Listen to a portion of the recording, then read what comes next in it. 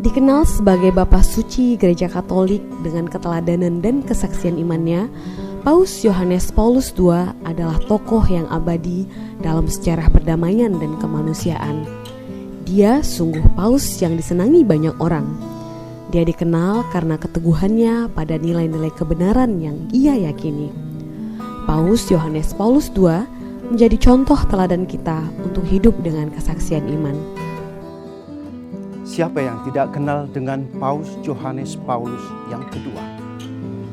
Dia adalah seorang paus yang begitu terkenal oleh karena kebijaksanaannya, oleh karena cinta kasih yang selalu dia pancarkan di dalam setiap kehidupannya. Paus yang bijaksana ini terlahir dengan nama kecil Karol Joseph Wojtyla.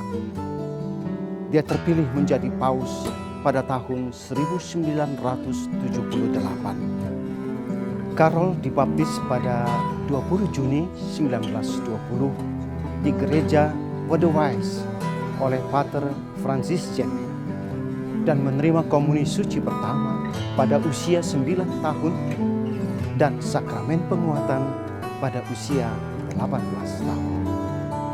Setelah tamat dari sekolah menengah atas, ia pun mendaftar di Universitas di Krakow pada tahun 1938. Karol adalah anak muda yang cerdas dan pintar. Pasukan pendudukan Nazi menutup universitas tersebut pada tahun 1939 dan Karol muda harus bekerja di sebuah pertambangan.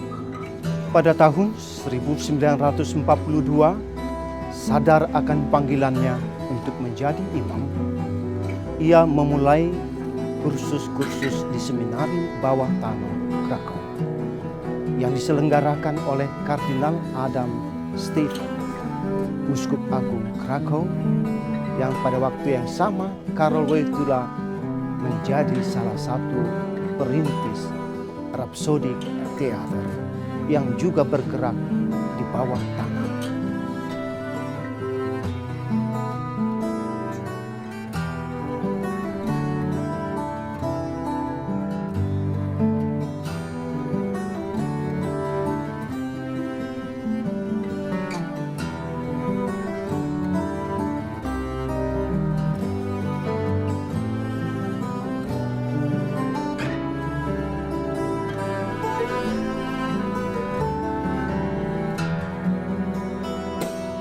Setelah Perang Dunia Kedua, Seminari Tinggi Krakow dibuka kembali.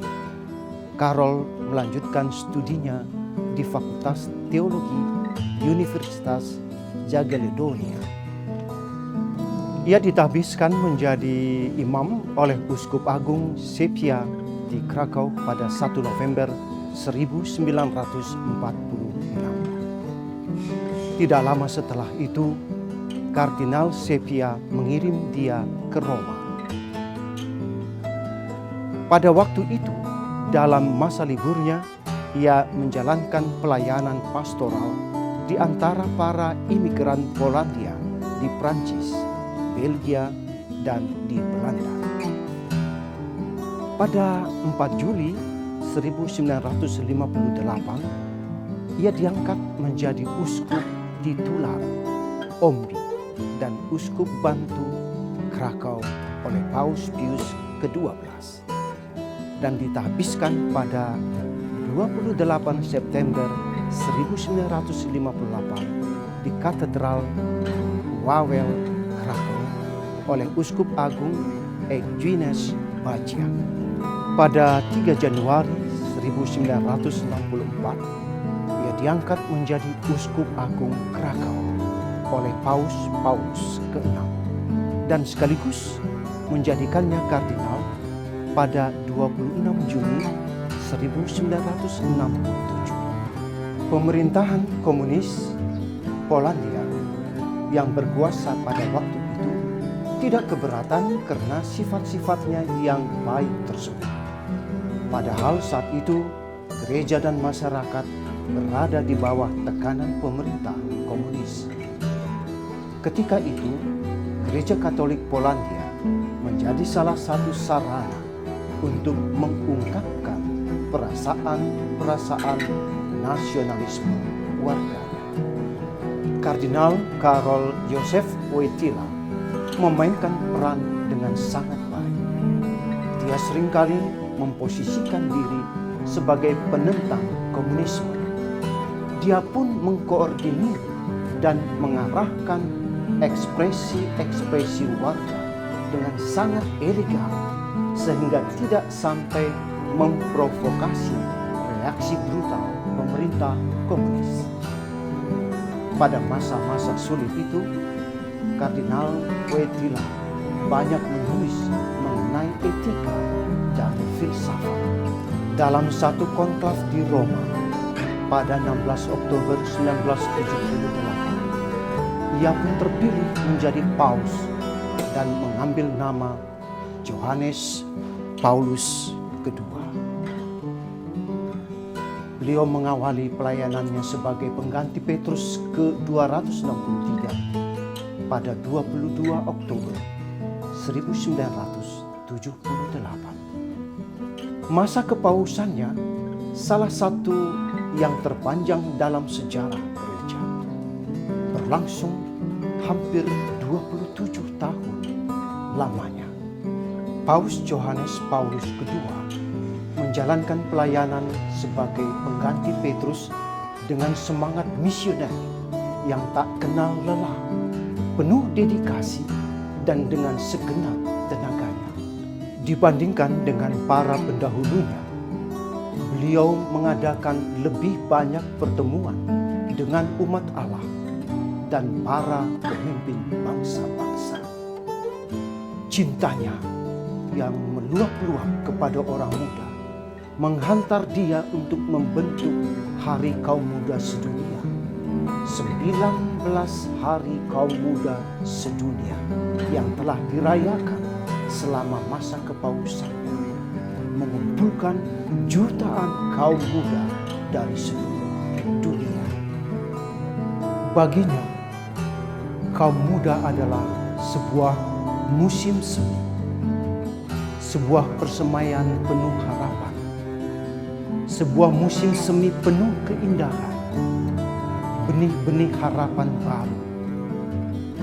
Ia menunjukkan peran, posisi strategis, dan kunci mereka.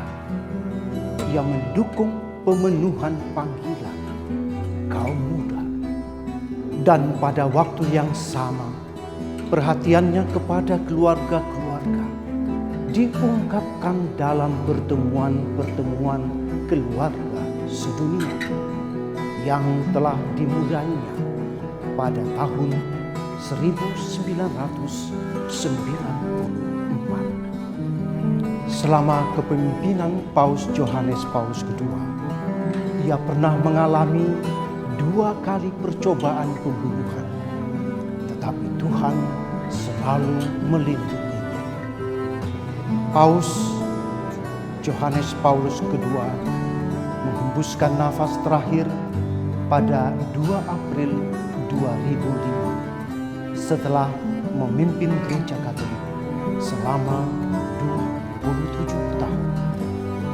Paus Johannes Paulus II dibeatifikasi pada 1 Mei 2011 oleh Paus Benediktus ke-16 oleh karena kekudusan serta keteladanan hidup beliau, dan dikanonisasi menjadi santo pada tanggal 27 April 2014 oleh Paus Fransiskus di Vatikan.